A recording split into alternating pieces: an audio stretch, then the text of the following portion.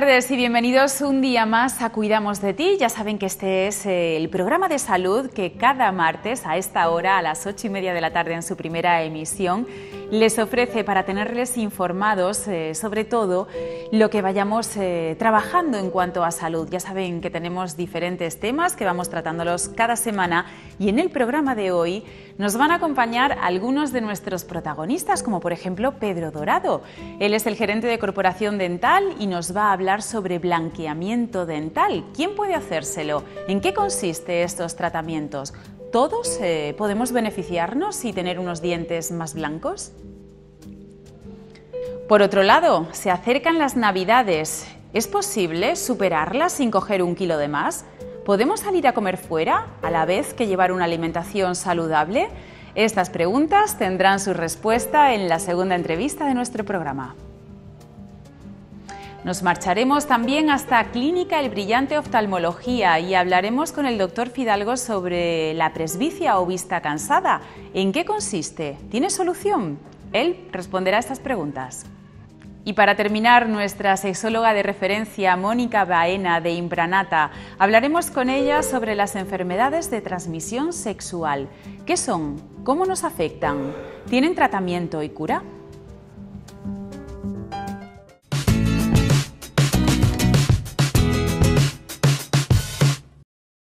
Bueno, y pues como anunciábamos hace un momento en nuestro sumario, comenzamos nuestro programa de hoy con Corporación Dental. Ya está, como cada semana, con nosotros Pedro Dorado. Muy buenas tardes. Hola, buenas tardes. Director gerente de esta clínica que tiene su sede en Córdoba, pero es una clínica bien expandida a nivel andaluz. Algún día hablaremos de ello.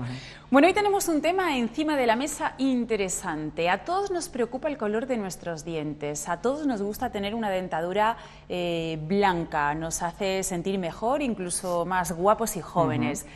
Y eso, el blanqueamiento dental, es un tratamiento que se realiza en las clínicas dentales. Pero antes de hablar de él y profundizar más en la materia, me gustaría que nos explicaras en qué consiste y qué es un blanqueamiento dental. Pues bien, un blanqueamiento dental es un tratamiento estético, principalmente de estética, con lo que conseguimos reducir varios tonos del color del diente, ¿vale?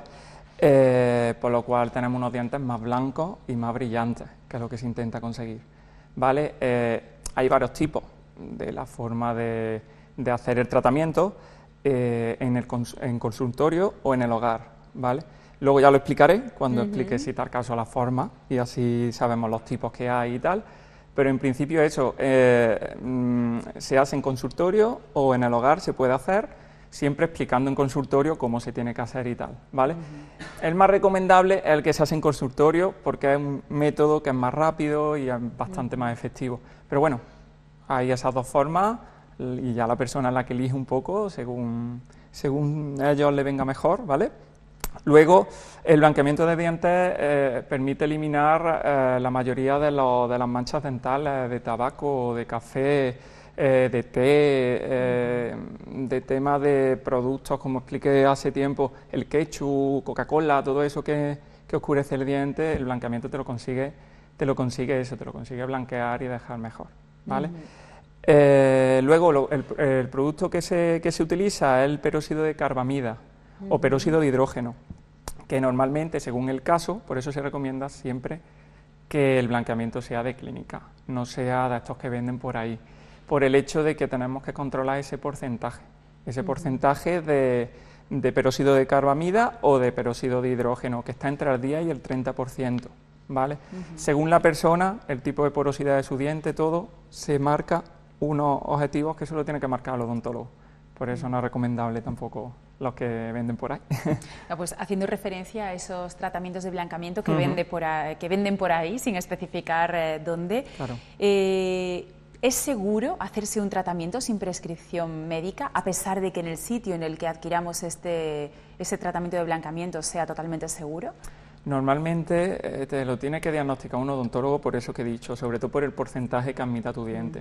Y luego te tienen que explicar cómo usarlo, porque el de casa suele ser el de férulas, bueno, siempre.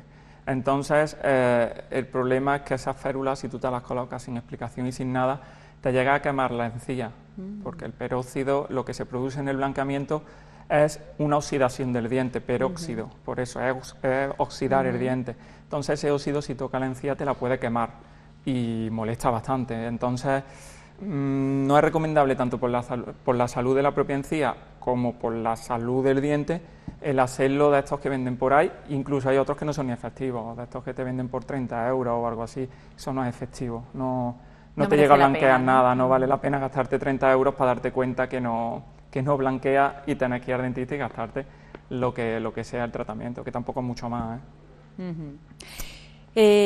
¿Todo el mundo puede realizarse un tratamiento de blanqueamiento dental? Es decir, hay gente, tenemos tonos de dientes, cada uno tiene su propio tono de diente. Claro. A mí me sorprende muchas veces cuando voy al dentista y me han tenido que poner una corona o algo y te miden el color del diente, claro, y es verdad, por muy blancos que lo tengamos, hay diferentes tonos de blanco.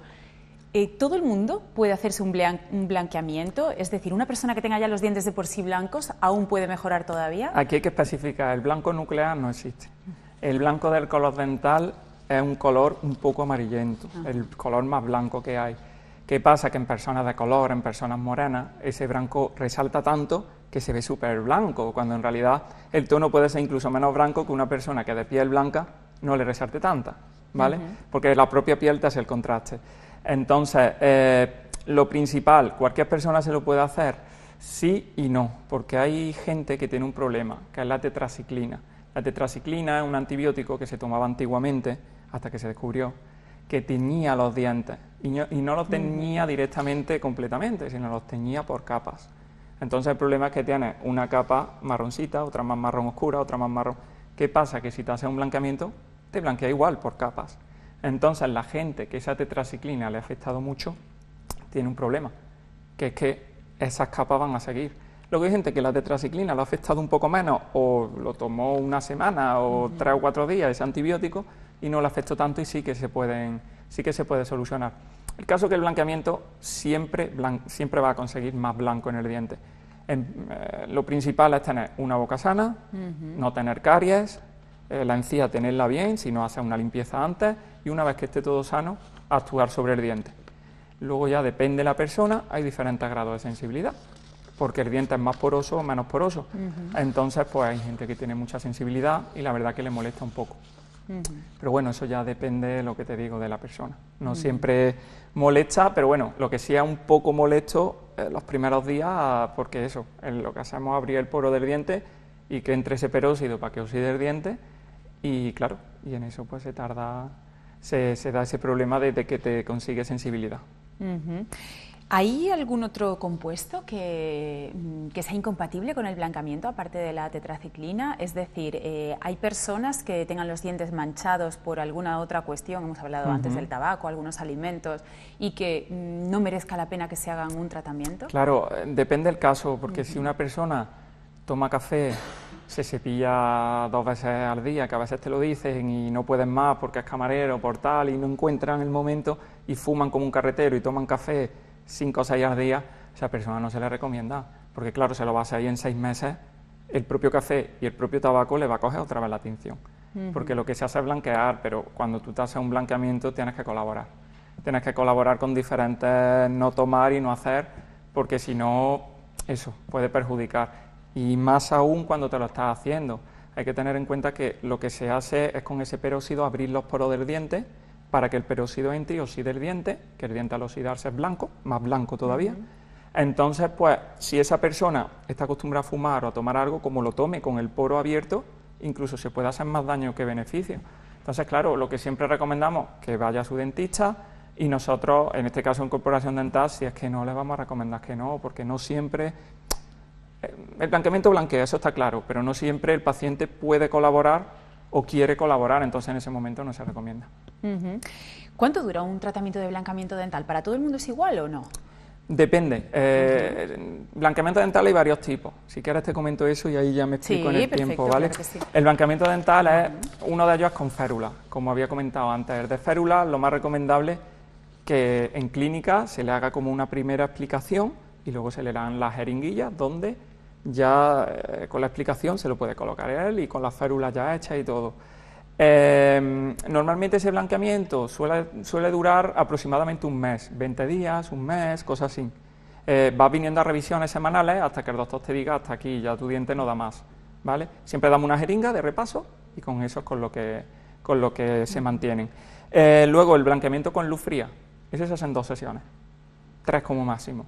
El blanqueamiento con luz fría es un blanqueamiento, como su nombre dice, con una luz azul, que esa es la luz fría.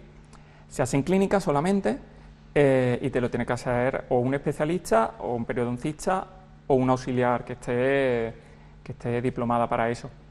Entonces, lo que hace es aplicar ese peróxido, que es de otra forma, con otros compuestos y tal, y con esa luz fría activa el peróxido, que te abre directamente el poro del diente. No hay que esperar a lo mejor tener 1 horita la ferulita puesta, ¿vale? Y en aproximadamente 1 hora, 2 días, ya has conseguido el blanco. Lo que sí hay que decir importante, el blanqueamiento no se consigue inmediatamente. Normalmente en el tratamiento de férula sí, porque tarda un mes, pero en el tratamiento que es un poco más agresivo, que es de luz fría, te tienes que esperar más o menos un mes o cosas así para ver el blanco real final, ¿vale? Pues el diente, digamos, que va adquiriendo ese peróxido que le hemos metido a presión, hablando claro, ¿vale? O sea, tenemos que tener un poquito de paciencia, ¿no? En ese caso. ¿Qué precauciones hay que tener cuando nos estamos haciendo un blanqueamiento? Tenemos que portarnos bien, ¿no? Claro. Como he dicho antes, es muy importante no tomar productos que te produzcan tinción, café, té.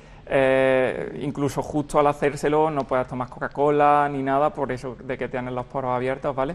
Pero la mayor precaución es mucha higiene y tener la precaución de no tomar productos que sepas que van a teñir. Y justo después, durante 1 hora, hora y media o 2 horas después, solo tomar agua, porque es que si tomas algún alimento te puede teñir el diente bastante más que de forma natural. ¿Vale? Bueno, y Pedro, estamos oxidando el diente, no sé si le estamos causando un daño, ¿tiene contraprestaciones esto del blanqueamiento o no? Sí, no, como todo en esta vida no hay que abusar, ¿vale? Es un tratamiento que no es perjudicial para el diente, pero claro, tampoco te puedes hacer blanqueamiento, por ejemplo, imagínate a una persona que le dure 6 meses porque toma café y no va a dejarlo. Son decisiones del propio paciente, un poco, pero lo único que te va a perjudicar es la sensibilidad. Que si te haces mucho, vas a tener bastante sensibilidad, incluso después de una vez realizado el tratamiento. Un poco el paciente es quien decide, según si vives de ello y tu sonrisa te trabaja en la tele o trabaja en algo y tu sonrisa, pues hay gente que se lo hace directamente. Aunque si trabajas en televisión, recomiendo carilla de porcelana, que es la forma un poco más de conseguir el blanco y ya olvidarte. Pero eso ya no son tus dientes, ¿no? No, claro. Ahí ya te olvidas ahí no son tus dientes. Luego quería señalar una cosa que se nos ha pasado, que es el blanqueamiento interno por pieza. Se pueden blanquear directamente una pieza cuando está endodonciada. Digamos que la endodoncia hay veces que en el diente produce como un cardenal, que es que el diente se queda más marroncito, más oscurito, ¿vale? O como cuando te das un golpe, claro, ¿no? Los niños pequeños... Cuando te da un golpe, digamos, el cardenal que se te forma en el diente. Pues para eso hay otro tipo de blanqueamiento que no tiene nada que ver con este, que es el blanqueamiento interno por pieza. Eso se hace en piezas desvitalizadas, en piezas que están endodonciadas, ¿vale? Que son las que tienen precisamente esa manchita. Y lo que se hace es ese peróxido, introducirlo directamente a la cavidad pulpar, al nervio, para que la gente lo entienda un poco mejor. Se llega a la cavidad pulpar, se le echa ese peróxido, depende de la graduación, depende, como he dicho antes, del paciente, y se consigue blanquear ese diente que teníamos oscuro y que con un blanqueamiento quizá no quede, porque claro, se blanqueará ese diente un poquito, pero el otro se blanqueará más, por lo cual queda siempre diferente, claro. Entonces es importante que la gente sepa también que hay otro tipo de tratamiento para las endodoncias cuando se oscurecen, que no sea la funda directamente. Pues interesante este tema del blanqueamiento dental, que también realizáis allí en Corporación Dental. Y bueno, yo quería aprovechar que nos queda muy poquito tiempo, pero sí me gustaría, ya que estamos en diciembre, con el tema de los niños, ocurre algo en este mes, ¿no? Sí, y sí que estaría bien que lo comunicásemos. Es importante, el tema de lo del PADI, de lo de la Junta de Andalucía, la prestación esta que da a los niños para diferentes caries y diferentes tratamientos, es muy importante que la gente sepa que es de enero a noviembre. En diciembre, digamos que cortan para hacer la reestructuración del año siguiente y en enero empezamos otra vez. Entonces, la gente que vaya a traerlo a la clínica, no hay problema, porque se le hace cualquier tratamiento que no te cubra la seguridad social, digamos, y dejamos para enero lo que te cubre para que directamente te salga gratuito. Pero hay que decirlo para que la gente sepa un poco que no cubre en estos meses, en este mes, no cubre lo del PADI. Bueno, de todas formas, recordamos que es un programa que atañe a niños entre 6 y 16, ¿no? Sí, hasta los 16. En cuanto cumplen 15, en cuanto cumplen los 16, digamos, acaba. Vale. 6 a 15 hasta el límite de 16. Ambos incluidos. Efectivamente. Bueno, pues terminamos como cada día con alguna curiosidad. Hoy, ¿qué nos quieres contar? Pues nada, el ¿sabías qué? De hoy es, ¿sabías que los dientes pueden desarrollar tumores? Pero tranquilo, la gran mayoría son benignos y su tratamiento es sencillo. Simplemente venir al dentista, que te miremos y si tienes cualquier tumor, como son benignos, se solucionan fácil. Lo que no hay que dejarlo. Un tumor, dejarlo es mal presagio. Hay que ir al dentista, Sí. En eso estamos aquí. Revisiones cada 6 Cuidar meses. nuestra salud bucodental como mínimo una vez al año. Perfecto. Pedro Dorado, gerente, director de Corporación Dental Córdoba, muchísimas gracias por habernos acompañado. Gracias. Y nos ha quedado un mensaje muy claro con Pedro, entre líneas, no sé si alguien lo ha entendido, que hay que dejar de fumar, ponerse los dientes blancos y aprovechar para dejar de fumar. Bueno, ¿quieren saber cómo ponerse en contacto con nosotros? Preguntarnos sus dudas, hacernos sugerencias. Así pueden hacerlo. ¿Tienes algo que contarnos? Envíanos un correo electrónico o déjanos un mensaje de voz o vídeo en WhatsApp. Si lo prefieres, contacta con PTV Córdoba a través de las redes sociales, Facebook, Twitter o Instagram.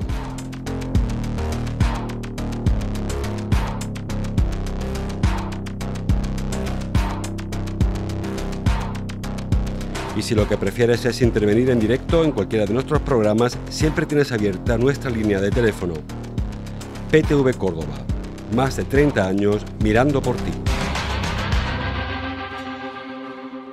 Bueno, pues ya saben cómo pueden ponerse en contacto con nosotros. Estamos abiertos a escuchar todo lo que deseen contarnos, sean sugerencias de temas posibles para tratar en nuestro programa o cualquier otra cosa que deseen contarnos. Vamos a continuar con el programa. Estamos ya prácticamente metidos en Navidad y a estas alturas de mes estoy más que segura que muchos de ustedes han participado en alguna comida de empresa, en alguna reunión especial de Navidad con amigos, en fin, que en estas fiestas tenemos todos muchos planes, comemos todos mucho fuera de casa y además cuando volvemos a casa tenemos más dulces de la cuenta en nuestra despensa. Pues hoy vamos a intentar ayudarles a compaginar, a compatibilizar una cosa con la otra, comer fuera con una alimentación saludable y también cómo no coger esos temidos kilitos de más que cuando llega enero nos pesamos y nos echamos las manos en la cabeza. Pues para hablar de todo ello, de alimentación saludable, nos acompaña esta noche Amalia Casajús. Muy buenas noches. Hola, Mar. Asesora nutricional y te voy a nombrar especialista en temas navideños. Bueno, para que nos des todo el año las directrices adecuadas a seguir en esta época y en realidad en todas las del año. Lo que pasa es que esta época es especialmente sensible es más complicada. Si durante el año cuesta trabajo, estas fechas son especiales, salimos más a comer fuera, nos juntamos más. 7 de cada 10 personas cometen excesos. Y de media, pocas me parece. Ya estamos. Y en torno a una comida navideña puede estar en torno a las 1000 y pico kilocalorías, sin contar el alcohol. Luego ya esto supone más. Es decir, y si estas 3 semanas que estamos celebrando, pues podemos juntarnos con unos 2 o 5 kilos de más muy fácilmente si no tenemos cierta precaución. Pues la primera pregunta, ¿es compatible una alimentación saludable con todos estos eventos y citas que tenemos todos en estas fechas? Es compatible, cuesta trabajo, pero es compatible. Quien quiere puede, ¿no? Quien quiere puede. Es cuestión de mentalizarnos, que como siempre decimos, los que trabajamos en la nutrición, que es mentalizarnos que podemos salir a comer, a cenar, a estar con amigos, pero siempre con el angelito malo en el hombro que me está diciendo, oye, ya te está pasando, cuídate un poquito, que luego llega a casa, empieza a dar de estómago y todo lo demás. Pero sí, es fácil, vamos, fácil. Siempre que tengamos un poco de eso, de cabeza y saber lo que podemos comer, lo que no. Luego hay ciertos trucos, ¿no? Pues imaginaros, pedimos canapés al centro, intentar elegir dentro de lo que haya, bueno, pues las cosas menos calorías, un poquito más saludables. En torno al embutido, siempre el jamón ibérico, mejor que, bueno, los quesos más grasos, el chorizo. Intentar pedir canapés, de primero una ensalada, una verdura, que siempre hay en los restaurantes, de primer plato un pescado, Y luego, bueno, luego llegamos al tema del postre, que ahí es ya cuando...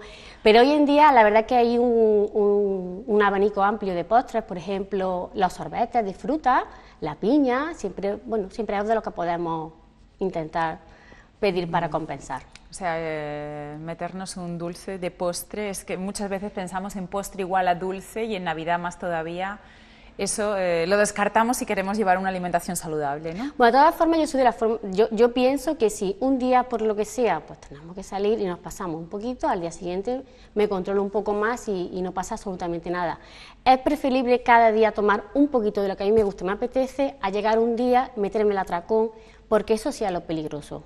Los atracones de fines de semana o de los días puntuales, eso sí es peor para el estómago, para la salud, la bebida, pues el hígado se daña y eso ya son cosas mayores. Cuando has dicho, si un día me paso, al día siguiente me cuido un poquito más, quiero que expliquemos eso un poco mejor, porque hay muchos que pueden entender, si hoy he ido de comida con amigos y he estado todo el día fuera y he comido lo que me ha apetecido hasta que me ha apetecido, al día siguiente mejor no como. No. ¿Es esa la cuestión? No. La filosofía no es, la filosofía es volver a la rutina habitual lo antes posible. Ajá. Comer, bueno, lo normal, ¿no? Ensalada, verduras, siempre alimentos frescos, pescadito, carnes blancas y beber mucha agua. Y luego hay ciertos compuestos concentrados de fitoterapia que a lo mejor nos ayudan un poco más, la alcachofa, el boldo, el cardo mariano, que a lo mejor son un poco más digestivos, pero no dejar de comer, un día como mucho y al día siguiente no como nada, no. Intentar la balanza, equilibrarla y volver a la rutina habitual lo antes posible. Por supuesto, ejercicio físico, eso lo damos por descontado, ¿no? Efectivamente, pero ejercicio físico y estilo de vida sano siempre, porque es que la única forma de compensar, y esto es, al fin y al cabo, una mentalidad a la larga que se toma de por vida. Cuando llegan estas épocas empezamos con un bombardeo en los medios de comunicación, en las revistas a lo mejor más especializadas, hablando de dietas detox. Son dietas en las que te meten determinados productos que se supone que son detox. Llevan ya unos años, sí. Sí, ¿esto es cierto? ¿Podemos hacer caso? ¿Es verdad que nos detoxificamos o no? Bueno, la dieta detox se basa básicamente en antioxidantes, vitaminas, productos muy concentrados que se usan durante un periodo de tiempo muy cortito para depurarnos después de los excesos, ¿no? Ayudan al sistema digestivo, protegen el hígado después de los excesos navideños, del alcohol y de toda la grasa. Entonces sí que es verdad que nos ayudan, ¿vale? Cuando hemos estado un par de semanas en el organismo, que hemos tomado alimentos que nosotros mismos no estamos habituados a tomar. Pero a la larga lo que tenemos que hacer es, como he dicho antes, volver a nuestra rutina diaria de 5 comidas al día, beber mucha agua, intentar evitar el alcohol, los gases, la grasa, y poco a poco todo irá volviendo poco a poco a la normalidad en el organismo. ¿Es posible superar estas fiestas, este mes de diciembre terrible respecto a lo gastronómico sin coger un solo kilo? Es posible. Aún pasándonos algunos días. Algunos días. El problema es que yo pienso que hay muchas personas que algunos días, el 24, el 25, las comidas que tengamos de empresa, pero es que hay personas que para ellos la Navidad son las 3 semanas completas. Desde con el la 22, bandeja de mantecado. Desde el 22, y ya estoy diciendo tarde, desde el 22 que le da las vacaciones de Navidad a los niños hasta después de Reyes, que me acabo la bandeja, y entonces son muchos días de exceso. Pero si yo normalmente llevo una rutina de comida normal y me cedo el 24, 25, en Reyes, porque me como mi roscón de Reyes, un trozo normal, sin exagerar. Sin exagerar, pero tampoco no tenemos por qué subir mucho más de peso, o a lo mejor 1 kilo, o que estamos un poco más hinchados por las digestiones, pero no como para coger más de 5 kilos, como he dicho al principio. O sea, algo que se suelta rápido. Exactamente. Es decir, que si cogemos peso, que sea porque nos encontramos hinchados, porque estamos reteniendo líquidos y demás, pero algo que... Tema de los gases, tomamos cosas eso que nos hincha un poco más, los gases, las digestiones, pero no poco más de la rutina.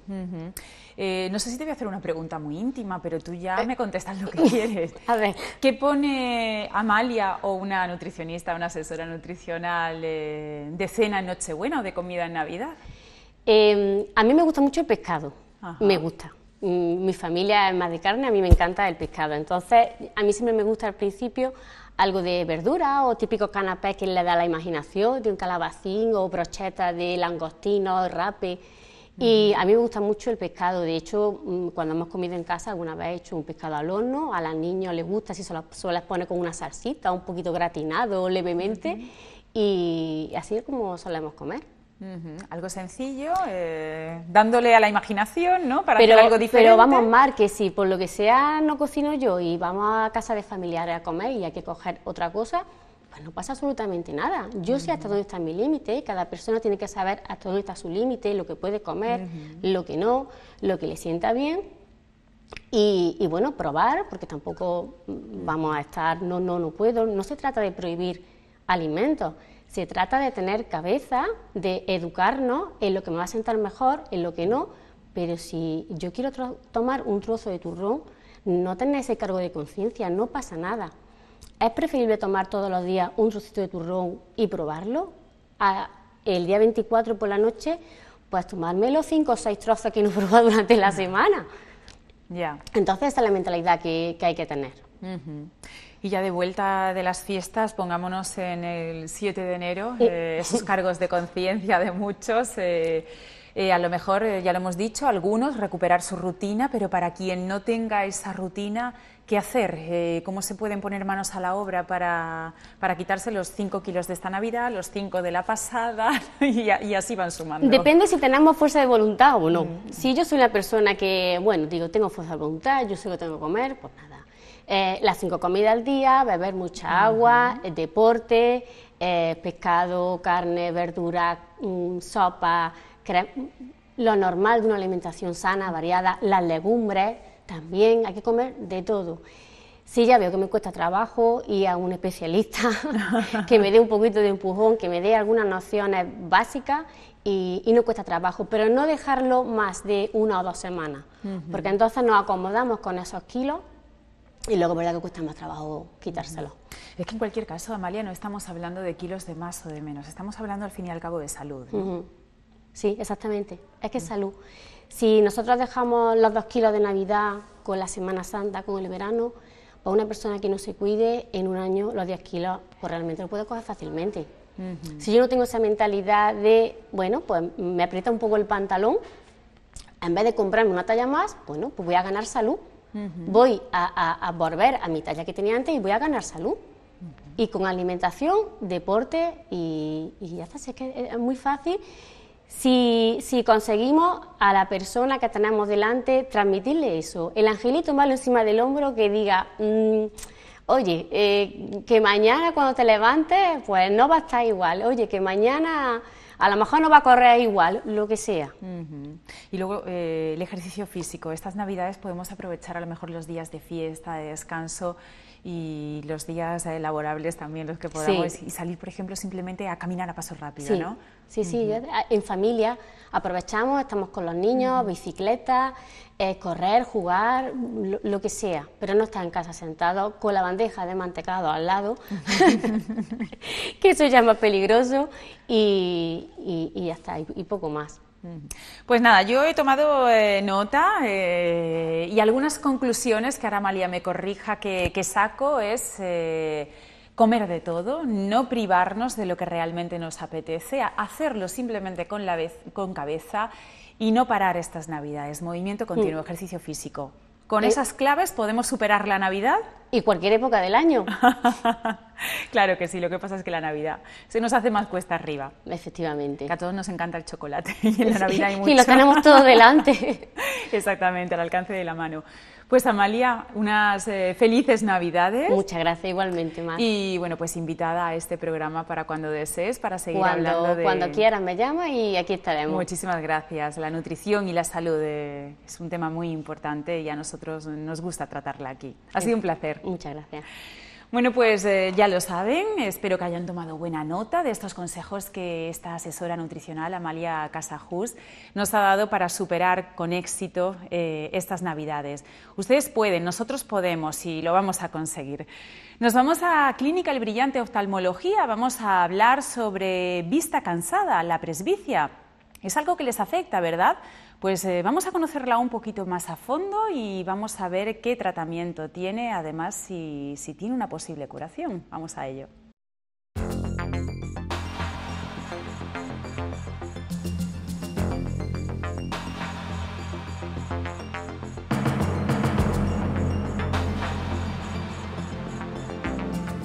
La presbicia o vista cansada es el proceso natural de envejecimiento del ojo en el que pierde capacidad de enfocar de cerca.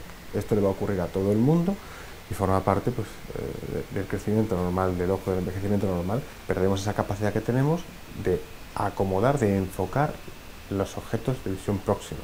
Esto ocurre poco a poco a partir de los 40, 45 años. ¿Le ocurre a todo el mundo? Sí, la presbicia le va a ocurrir a todo el mundo. Existen personas que por su condición, por su graduación, puede ser que digan, no, a mí no me pasa, no tengo presbicia, sí que la tienen, lo que pasa es que la miopía o algún astigmatismo puede ayudar a retrasar la aparición de la presbicia. No, la presbicia no es una enfermedad como tal, no está relacionada con enfermedades patológicas del ojo, es más bien el proceso natural que va a sufrir el ojo, que empieza desde que nacemos vamos perdiendo capacidad de enfocar de cerca. Y un niño tiene una gran capacidad de enfocar de cerca y conforme nos vamos convirtiendo en adultos y adultos más maduros, esa capacidad se va mermando como se pierden otras capacidades físicas. ¿Cuándo llega el momento crítico? Cuando el adulto de 44, 45 años ya no tiene capacidad para enfocar bien de cerca. Y ahí es cuando viene el problema. Pero realmente este proceso ha venido ocurriendo desde que nacemos hasta que morimos, vamos perdiendo esa capacidad. Entonces no es realmente una enfermedad, es simplemente un cambio en el cuerpo que se produce por los años. Lo que ocurre dentro del ojo para que se produzca, aparezca la presbicia, es la pérdida de elasticidad del cristalino. El cristalino es la lente natural que hay en el ojo, es transparente y tiene unas capacidades de cambiar según un músculo que tenemos en el ojo, que es el músculo ciliar, le aprieta o le suelta. Este cristalino es elástico, es cambiable. Cuando vamos creciendo se va volviendo rígido y poco cambiable, y el músculo menos fuerte. Hay una mezcla de teorías entre estas dos cosas. Esta unión, pérdida de fuerza de un músculo y falta de elasticidad de ese órgano que es el cristalino, es lo que va produciendo la presbicia. Lo primero serían unas gafas. La gafa de cerca, que todo el mundo conoce, que es una gafa que nos ayuda a eso que no podemos llegar a esas dioptrías de acomodación, con una gafa lo conseguimos. Siempre tendremos otras soluciones.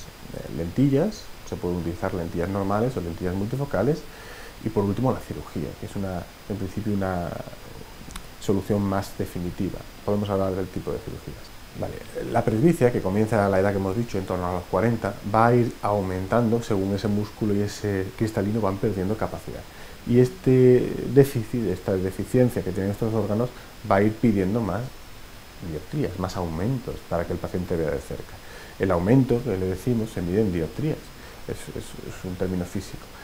Cuanto más mayor es el paciente, más me va a ir pidiendo para poder enfocar lo que antes se enfocaba con una dioptría de una gafa, luego pedirá 1,5, luego pedirá 2, así sucesivamente desde los 40 y tantos que comentamos con la presbicia hasta los 60, que ya el proceso, digamos que ya prácticamente el paciente no tiene una capacidad muy limitada y todo lo tenemos que poner en la gafa, que está en torno a las 3 dioptrías. La presbicia se puede solucionar en parte con lentillas. Existen lentes de contacto normales, las que se ponen los chavales para quitar la miopía, el astigmatismo, corregirlo, igual que corregimos en la gafa, lo podemos hacer en lentilla. Y la presbicia también se puede hacer en lentilla, bien con una técnica que se llama monovisión, que es dejar un ojo un poquito miope, bien con lentillas multifocales, lentillas que tienen focos de lejos y focos de cerca, y el paciente puede prescindir de gafa durante la mayor parte del día. Luego estarán las lentillas intraoculares, pero eso es otro tema, que son lentillas dentro del ojo y ya implica cirugía. Bueno, la recomendación depende mucho del paciente. Hay pacientes que no les preocupa llevar una gafa de cerca, no les molesta tener que sacar la gafa y ponérsela. Hay pacientes que les resulta muy incómodo, muy farragoso tener una gafa de cerca, una gafa de lejos, una gafa progresiva que no me adapto. Dependiendo de las actividades que realice el paciente, de su tipo de vida, de su tipo de actividades, si están muchas horas o no de cerca, hay pacientes que claramente no quieren gafas, quieren pasar a lentillas o a cirugía, y pacientes que están muy cómodos con sus gafas y no están interesados en otro tipo de tratamientos. Y va a depender más del paciente, también del ojo, pero sobre todo del paciente, de su demanda, de qué es lo que quiere y qué es lo que su ojo puede soportar bien, claro. La cirugía de la presbicia ha avanzado mucho y hay diferentes técnicas, dependiendo de dónde actuemos en el ojo. Serán técnicas láser, Son técnicas de cirugía intraocular. Para que nos hagamos una idea, la cirugía láser, que es la que todo el mundo pide de inicio porque el láser pues, tiene mejor prensa.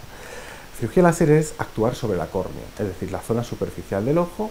Es lo mismo que hacemos en las personas de 20 años para quitar las gafas, pero con una técnica un poco más trabajada. Aquí en la clínica Vidente lo que hacemos es una técnica que se llama presbión, que es medir el ojo del paciente muy bien, medir incluso las aberraciones propias del ojo. Podríamos decir que intentamos hacer un traje a medida de ese ojo para que cuando apliquemos el láser corrijamos lo que pide el ojo.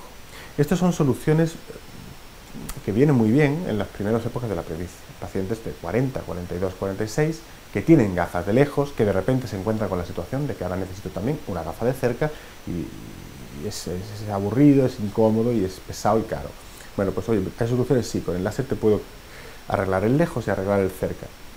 No es una solución definitiva, porque hemos hablado que la presbicia es evolutiva. Vamos a seguir aumentando la presbicia según cumplamos años, porque el cristalino y el músculo pierden potencia. Bien. Hay otras soluciones de presbicia que ya no son el láser. El láser presbión es un modelo de arreglarlo, pero tenemos también cirugía intraocular, es decir, entrar dentro del ojo a sustituir lo que cambia en la presbicia. ¿Qué es lo que cambia? Pues el cristalino.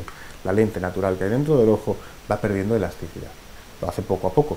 Yo puedo retirarla y en su lugar poner una prótesis, una lente intraocular, que corrija el lejos y el cerca, y ya he quitado lo que va a cambiar en los próximos años, que era esto, que iba envejeciendo, que iba en un futuro incluso a hacer cataratas.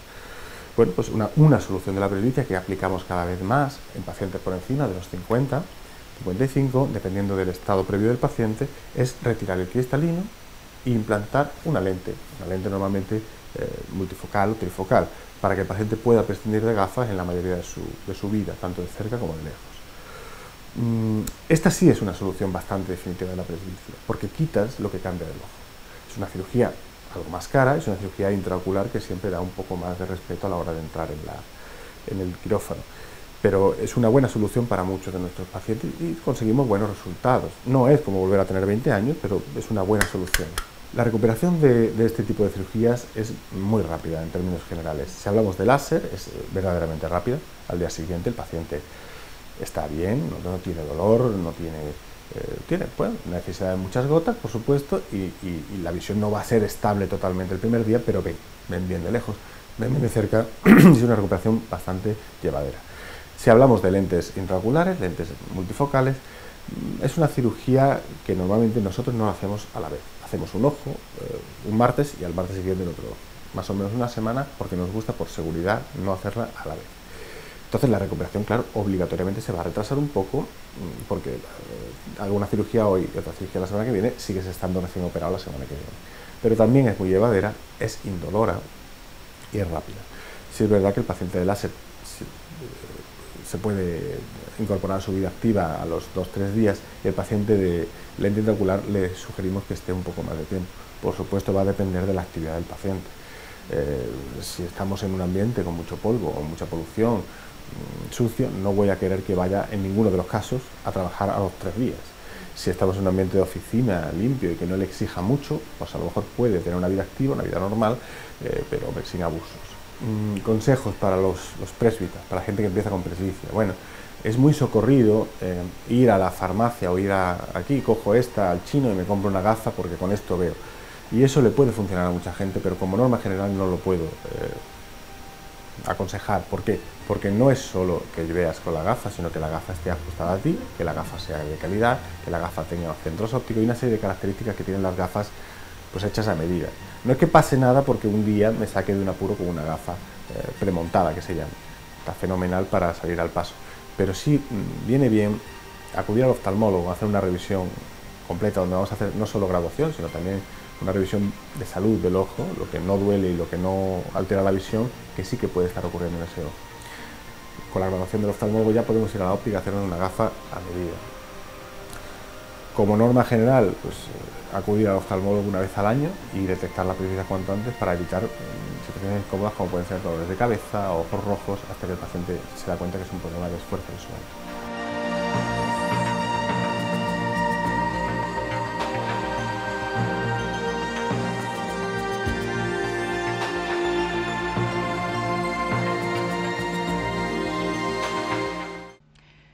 Bueno, pues después de visitar la clínica El Brillante volvemos a nuestro plató y ya está acompañándonos como cada semana Mónica Baena. Muy buenas tardes, bienvenida de nuevo. Buenas tardes, Mar. Gerente de Imbranata. Hoy tenemos un tema interesante sobre el que hablar y además sobre el que desmitificar algunas cuestiones. Me refiero a las enfermedades de transmisión sexual.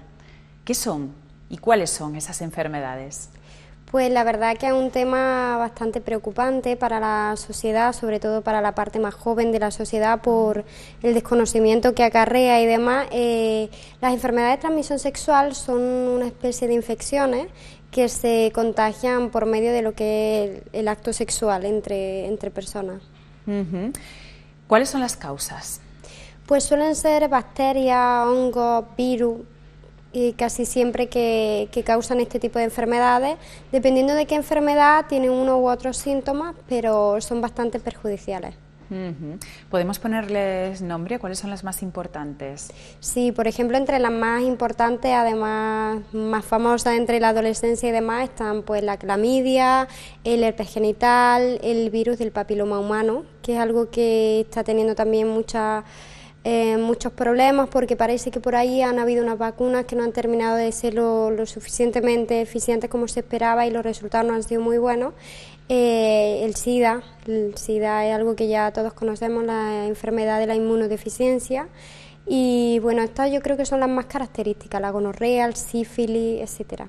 Son enfermedades que quizá a bote pronto pues pensamos que es algo bueno de los tiempos de nuestros abuelos, el sífilis. Tú escuchas esta palabra y la verdad que no te planteas que realmente hoy en día se den casos, o quizás no todos los casos, y lamentablemente sí que se dan muchos casos de gonorrea, de sífilis y demás, por el desconocimiento, ¿no?, de lo que son las enfermedades, y además porque cada vez accedemos antes al sexo y quizá de una forma más promiscua, al desconocer el tema de lo que es el contagio, el usar preservativos y demás.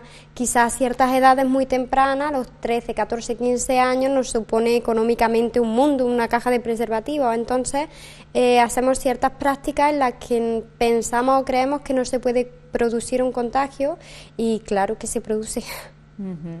Todas estas enfermedades que hemos nombrado, ¿el contagio es a través de una relación sexual o hay otras formas de contagio? Exactamente, Mara, ahí quería yo llegar, porque no es solamente a través del contacto sexual mediante una penetración, o simplemente con el sexo oral se contagian muchas más enfermedades que con la propia penetración. Entonces esto es un falso bulo que corre entre los adolescentes, que bueno, que si hace sexo oral no ocurre nada, o que con el preservativo tampoco es cierto. El preservativo es un aislante muy importante que nos protege bastante, pero no hay ningún medio anticonceptivo que realmente nos dé una seguridad 100% a la hora de no contagiar una enfermedad de transmisión sexual. La saliva también es una vía muy óptima para este tipo de enfermedades y cualquiera se besa, o sea que es un tema más complejo de lo que aparente. Por suerte tenemos una medicina súper avanzada en la que enseguida se detectan este tipo de cosas y se pueden tratar. ¿Suelen presentar síntomas? Supongo que serán variados, depende de cada enfermedad, presentará unos u otros, ¿no? Exactamente, depende de cada tipo de enfermedad, no solamente presenta distintos síntomas, sino que también es curioso cuándo aparecen los síntomas. Por ejemplo, el herpes genital es algo que a veces suelen aparecer unas pequeñas costritas, como una especie de heridita, de erupciones cutáneas, y pocas veces suele ser de forma instantánea. Entonces este es otro problema de las enfermedades de transmisión sexual, que suelen dar la cara cuando ya está bastante avanzada. O en otros casos es muy curioso, por ejemplo, el virus del papiloma humano realmente no es únicamente uno, son más de 40 tipos de virus de papiloma humano y que desemboca en un cáncer, ¿no? Algunas de las veces desemboca en distintos tipos de cáncer, como puede ser cáncer de cuello de útero, cáncer de matriz, de cáncer vaginal, cáncer anal, etcétera. Pero es curioso que hay gente que se pone en contacto con estos virus y no desarrolla ningún tipo de cáncer, pero quizá al cabo de los muchos años lo desarrollen. Es cierto que, como te digo, cada vez nos vamos haciendo más inmunes a este tipo de virus, pero no dejan de estar ahí. Y dentro de eso suelen afectar a cada persona de distinta manera, a veces no te afectan, a veces sí, quizás en un momento dado están más bajitos de defensa y ahí es cuando suele afectar, o sea que no hay unas estadísticas claras de cómo prevenirlo o cómo evitarlo o cómo solventarlo. ¿Tienen cura general de las enfermedades de transmisión sexual? Pero a mí me gustaría, y ahora lo vamos a hacer, hablar un poquito de cada una de ellas, pero así en términos generales. ¿Hay cura para las enfermedades de transmisión sexual? Depende de qué tipo de enfermedades. Por lo general, la gran mayoría no tienen cura. Simplemente mediante tratamientos como pueden ser antibióticos y demás, se ayuda a aliviar un poco los síntomas y demás, pero cura como tal definitiva no. Por ejemplo, una de las enfermedades más graves que por desgracia ha afectado y han muerto muchísimas personas es el SIDA.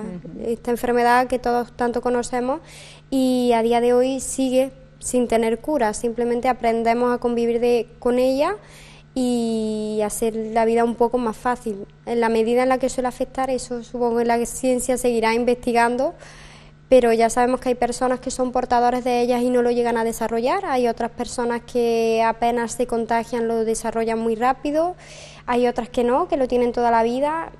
Es una enfermedad compleja. ¿Le hemos perdido hoy día, en el siglo XXI, un poco el miedo al SIDA? Yo creo que lo que está ocurriendo es que la gente piensa que las enfermedades de transmisión sexual es algo que no es tan a la orden del día y sí que la está, quizás no tan graves las enfermedades como el SIDA, pero sí hay otras, se están dando muchísimo recuerdo. En el año 2015 se triplicaron los casos de gonorrea y de sífilis y es algo que ya te digo que aparentemente parece de época de nuestros abuelos. Pues no, sí que se está dando muchísimo otra vez y está otra enfermedad, por cierto, que acabo de recordarle que se está dando muchísimo ahora es la tricomoniosis.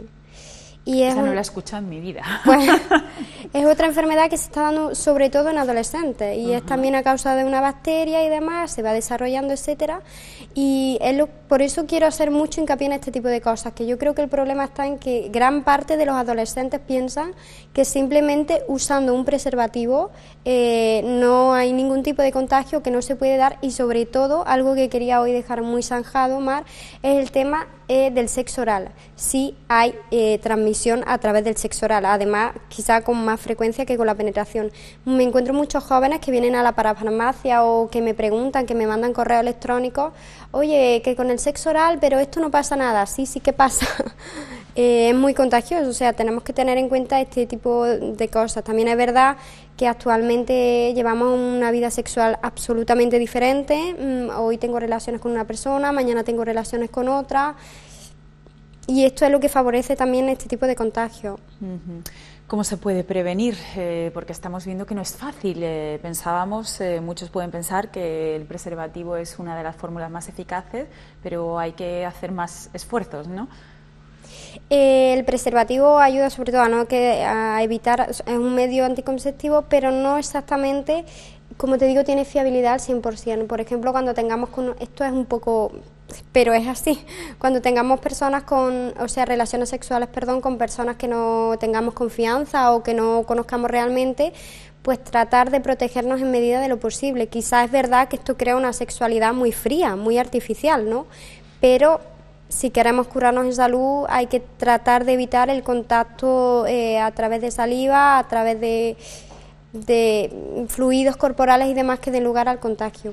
Es difícil, pero también tenemos que ser conscientes de ello. Si tenemos una vida sexual más activa con este tipo de relaciones sexuales, lo ideal es en el momento en el que notemos algún síntoma, algo extraño en nuestro cuerpo. Evidentemente no somos doctores, ni somos cirujanos, ni somos ginecólogos, pero sí es verdad que si yo cada día me exploro mis partes íntimas y las noto de una manera y de pronto un día noto un bultito, noto una erupción, noto algo que no estaba, acudir de forma más inmediata posible al médico para hacer los análisis correspondientes, análisis de sangre, de cualquier tipo en ese caso, para al menos cuanto antes tomemos medidas, muchísimo mejor. Hablando ya de cada una de las enfermedades de transmisión sexual que hemos estado nombrando, ¿en qué pueden perjudicarnos en nuestro día a día el padecerlas, sabiendo que una vez que las padecemos las vamos a padecer ya toda la vida? Mucho. Por ejemplo, también es importante, que quería decir, que no se me olvide, que hay muchas enfermedades de transmisión sexual que la gran mayoría suelen ser más perjudiciales, por desgracia, para la mujer que para el hombre, y muchos de los contagios se dan también a la hora del parto. Madre e hijo. Sí. Por desgracia sí lo es. Entonces eso también es un dato a tener en cuenta. ¿En qué lo notamos? Por ejemplo, en el caso de la mujer, evidentemente físicamente afecta muchísimo a la hora de la lubricación, a la hora suelen doler, suelen ser molestas las relaciones sexuales, que también son cosas que nos indican. El síntoma siempre para mí es algo fundamental, porque es nuestro aviso ante que nuestro sistema de alarma como que algo está pasando. Entonces hay que tener en cuenta mucho eso. Y luego a la hora del día a día de pues tratar, por ejemplo, si tenemos algún tipo de problema con la lubricación a causa de esta enfermedad, buscar alguna alternativa artificial lo más parecida posible a la natural y tratar de solventar esos síntomas, pero sí que se notan y que afectan bastante. Hoy en día el tema del SIDA, por ejemplo, está muy controlado. Es una enfermedad que no tiene cura, pero sí la tenemos controlado. Por eso te preguntaba antes si quizá le hemos perdido un poco de miedo al SIDA. Enfermedad de transmisión sexual, cuando por lo menos hasta hace unos años se nombraba, la gente directamente se iba al SIDA. Sin embargo, son muchas más. Si hay que trabajar de alguna manera especial con las personas para intentar esa prevención desde jóvenes, desde chiquitos, desde el punto de vista de la psicología, ¿cómo se puede hacer? Yo creo que sí, que es muy importante desde pequeñito, no solamente el tema de las enfermedades, sino en general el ámbito sexual. Si nos enseñaran a disfrutar sexualmente, a conocer las enfermedades, si se tratara todo de una forma más natural, creo que seríamos más conscientes de todo esto. Es cierto, en eso estoy de acuerdo contigo, que se le ha perdido el miedo al SIDA un poco. Sí, yo creo que sí, que se le ha perdido el miedo, pero hay otro tipo de enfermedades que quizás no son tan graves como el SIDA, que es una enfermedad que, bueno, ya todos conocemos las estadísticas, por desgracia, pero que nos pueden acarrear muchísimas incomodidades y pueden desembocar en cosas más graves. Creo que le hemos perdido el miedo, sí, creo que se lo hemos perdido, y creo que deberíamos de ser más conscientes de lo que significa. De hecho, Mar, a mí me asombra la cantidad de mujeres que han padecido el virus del papiloma humano. Yo te hablo amigas, personas muy cercanas, pacientes, clientes, muchísimas que me cuentan, oye, pues sabes que me salieron unas verruguitas y tal, y lo he tenido. O sea que está muy, muy a la orden del día, más de lo que la gente yo creo que se imagina. Bueno, en cualquier caso, el tema del papiloma, no todos los papilomas son al final dañinos, ¿no? Son virus al fin y al cabo, pero no todos pueden desembocar en esa cáncer. Temida palabra que todos pensamos que es cáncer, ¿no? Efectivamente, de eso se trata. El virus, que realmente son más virus, del papiloma humano desemboca o puede desembocar en distintos tipos de cáncer. No siempre, y no a un porcentaje yo creo muy alto, pero sí que es verdad que esté ahí. Yo creo que uno de los factores que influye es, como te digo, la medicina cada vez avanza más, tenemos unos equipos fantásticos en la ciencia y demás, pero sí es cierto que hubo unas vacunas, y en Francia parece que hubo muchos casos en los que el resultado no fue bueno, incluso hubo muertes. Entonces el tema de la vacuna sigue un poco, yo creo que en el aire. Pero bueno, la vacuna se sigue poniendo en la actualidad, sí, ¿no? Actualmente la vacuna se sigue poniendo alrededor de los 14 años, es privada, tiene un coste, pero actualmente se sigue. Supongo que como todo, igual que cuando hay vacunas, tienen que tener unas estadísticas positivas y negativas. Siempre existe esa posibilidad. Es una vacuna que te protege frente a un determinado porcentaje de virus, no de todos, pero sí frente a muchos, ¿no? Exactamente, pero seguimos estando expuestos en cierta medida, por eso hago tanto hincapié en que no hay nada que realmente nos pueda proteger, ni tan siquiera la prevención, porque quizás, por ejemplo, a la hora de los métodos anticonceptivos sí es más fácil, tienes un pequeño margen de error, pero es muy limitado. En cambio, a la hora de prevenir las enfermedades de transmisión sexual es muy complejo, es mucho más complicado. Pues Mónica Baena, gerente de Imbranata, educadora sexual, muchísimas gracias por haber estado con nosotros y habernos aclarado un poco más este aspecto referente a las enfermedades de transmisión sexual. Gracias a vosotros, Mar. Ha sido un placer, nos seguimos viendo. Gracias. Y bueno, pues con ello nos vamos a despedir, con mucha precaución, mucha educación sexual, sobre todo para los más jóvenes de la casa. Y bueno, cambiando radicalmente de tema, que estamos en plenas fiestas, vísperas de fiestas navideñas, que seguro que ustedes tienen 1000 planes para disfrutar y pasárselo bien. Nosotros estaremos aquí el martes que viene para seguir hablando de salud, recuérdenlo, a las 8:30 de la tarde. Gracias por habernos acompañado y hasta la semana que viene.